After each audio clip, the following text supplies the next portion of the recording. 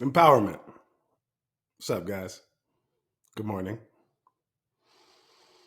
It's almost afternoon. I know I'm a bit late, but I had some things I had to handle. What does empowerment actually mean? You hear this as a buzzword very often now, especially within the corporate and commercial world, when people say we want to empower employees. And I'm guilty of saying we want to empower employees. In the book Powerful by, I think her name is Patty McLeod, she is the HR director for Netflix. And she talks about, or she was the HR director for Netflix. She talks about how we don't need to empower employees. They are already empowered by their nature, and we just need to get out of their way, which is, I agree with it 100%.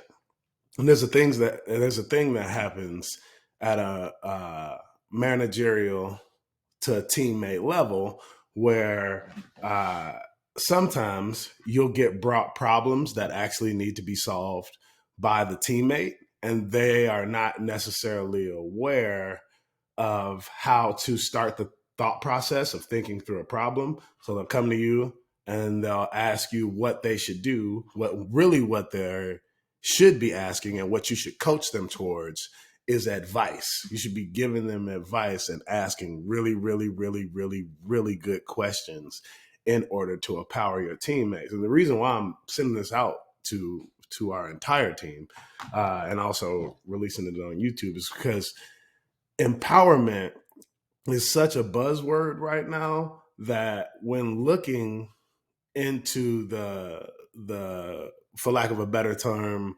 ecosystem of a company, a family, a team, you want people who have the tools and the solutions inside their brain already and only need to come get you when something has happened. So at Extra D Services, we want you to be empowered, but we want to empower you through giving you the trust to do the job yourself.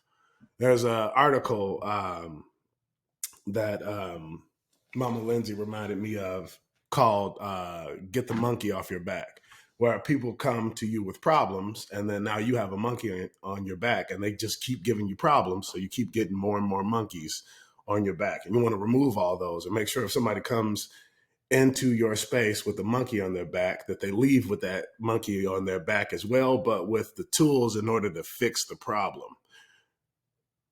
Be empowered in a way where you know you have the tools, solutions, and thought process to manage problems. All of you guys have been solving problems your whole entire life. You've been solving problems every single day.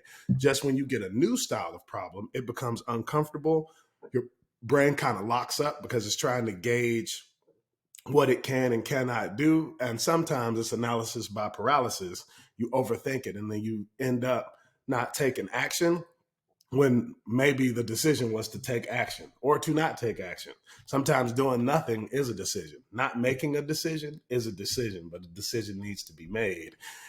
Learn to be empowered in regards to protocols. Once you know the protocols, I'm supposed to call 911. I'm supposed to write an incident report.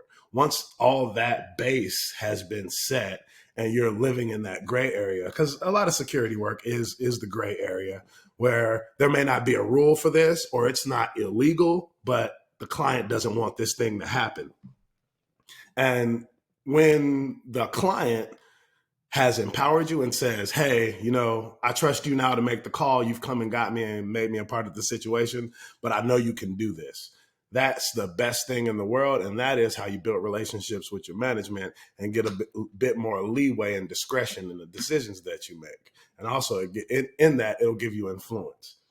So guys, today, be empowered, but be actually empowered. Start thinking on how can I solve this problem? What is the solution? What are my options? Where are the opportunities? Because we can find opportunities when we look for them, but you got to look.